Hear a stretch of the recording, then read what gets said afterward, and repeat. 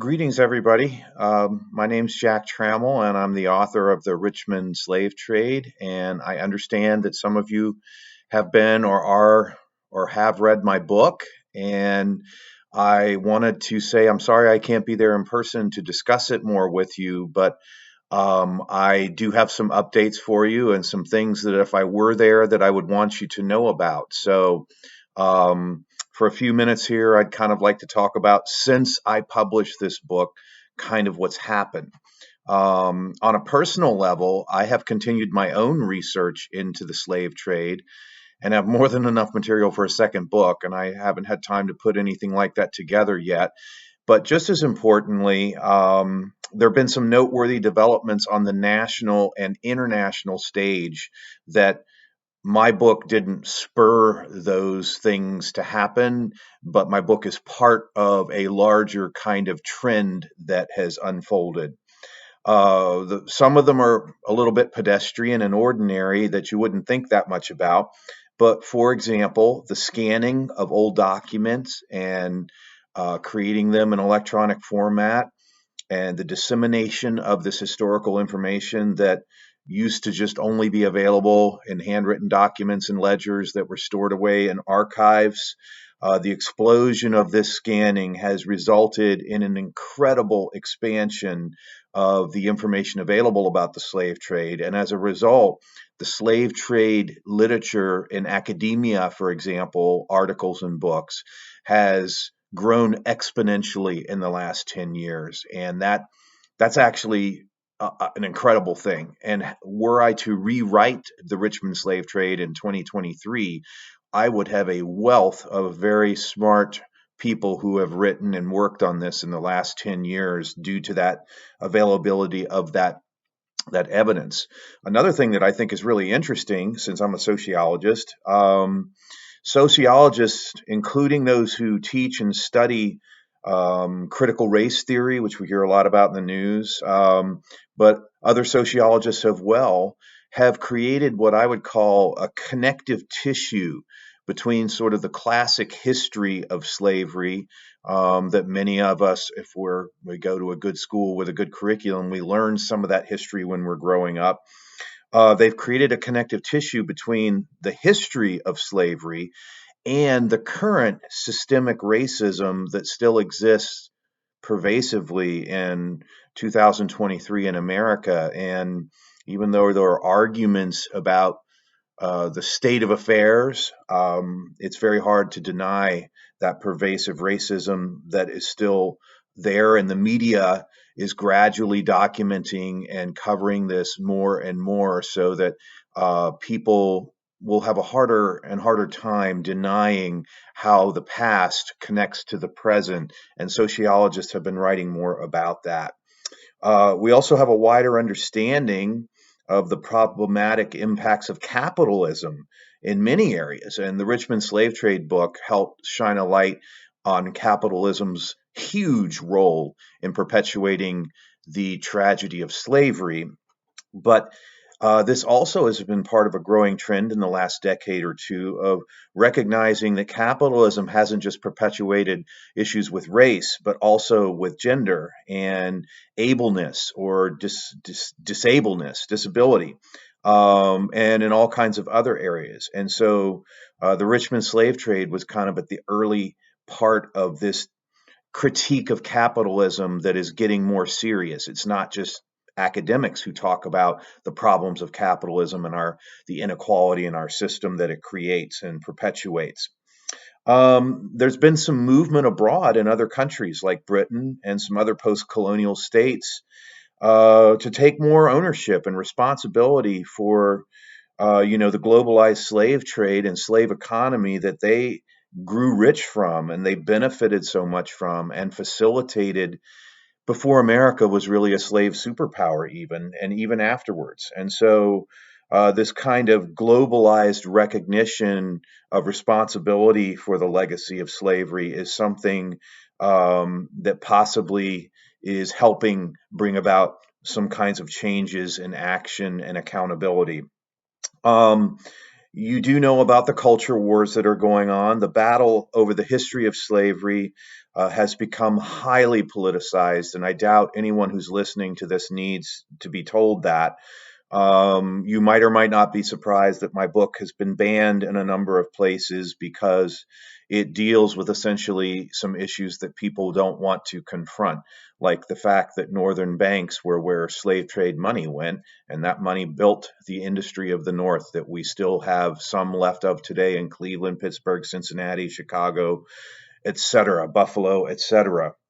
Um, Another thing that's happened since the book that I'm following is that there's a growing knowledge and awareness that America's history with slavery has helped shine a light on the 21st century globalized contemporary forms of slavery, like sex trafficking and actual slavery, like we would recognize it from the American experience in other parts of the world. And knowing more and acknowledging more about American slavery has helped turn the light on some of those dark corners in the world today where slavery still exists. And that's something that's happened since I wrote this book that I think is noteworthy and could be addressed in a discussion about our tragic slavery history. At the grassroots level, we're doing things to recover this history. Black cemeteries are being recovered. There's one on my property that we found, and we're working with the local genealogist and the Historical Society and a Black cemetery group here in Louisa County to mark it off and to have some sort of care taken of it now that it's been rediscovered, literally, from old 1940 VDOT maps. Right on my property, had no idea it was there.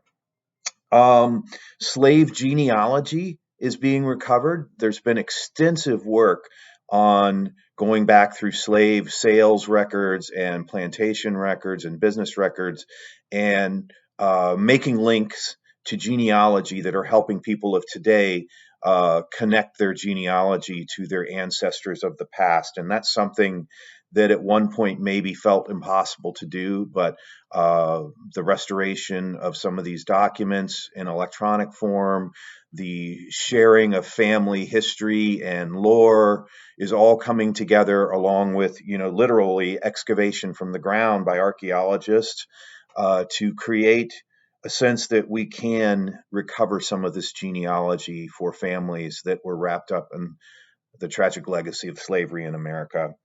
Um, I am teaching my students Malcolm X right now, and I think it's really interesting that Malcolm X was a proponent of internationalism. He thought that America couldn't necessarily solve its race problems alone, and he reached out to Middle Eastern leaders, and he reached out to leaders in Africa and parts of Asia, and he said that people of color share a common cause in a world dominated by powerful white forces. And he would sort of generalize this to be Western European as well.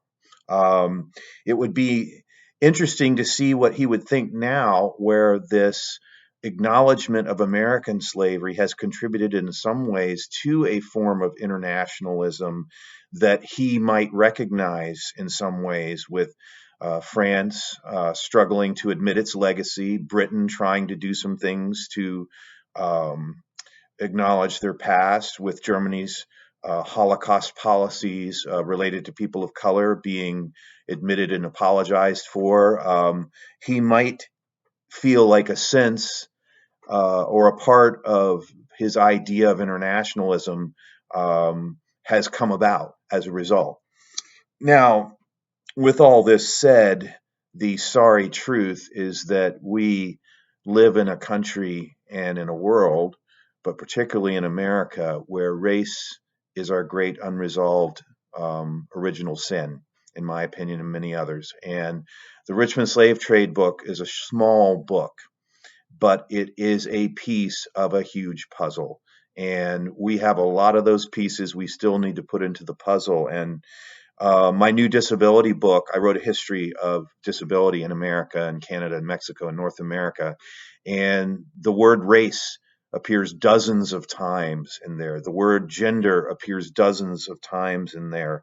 And part of what's happened in the last 10 years, and part of what the Richmond Slave Trade book project did for me, was to open my eyes to forms of discrimination that are larger than even the huge issue of race or the issue of gender and so on.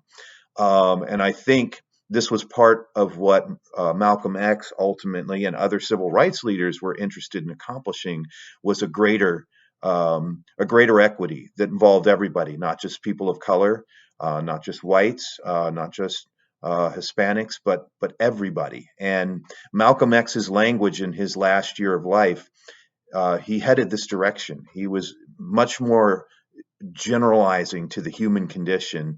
And I think this rediscovery or renaissance of literature and work from the individual genealogy level to the highest parts of academia on the slave trade in the last 10 years is a promising sign that maybe we are finally starting to confront this in a real and meaningful way, in spite of those headlines from Florida and other places and police brutality and things that we know happen every day that show we still have a big problem. But I hope, and it's my sincere belief, that if you read the Richmond Slave Trade, you will appreciate that it's a piece of this puzzle, and you'll also maybe appreciate that there are many more pieces that need to be found and put together to get the picture complete. So I thank you for listening, and I would be happy to follow up with anyone. My email is jacktrammell@yahoo.com with 2 M's and 2 L's. I'd give you my work email, but it's got all kinds of weird stuff in it. But if you email my personal email and want to correspond with me through the university for research purposes or things like that, I'd be happy to do that. Thank you and have a wonderful evening if it's evening when you're watching this. Take care.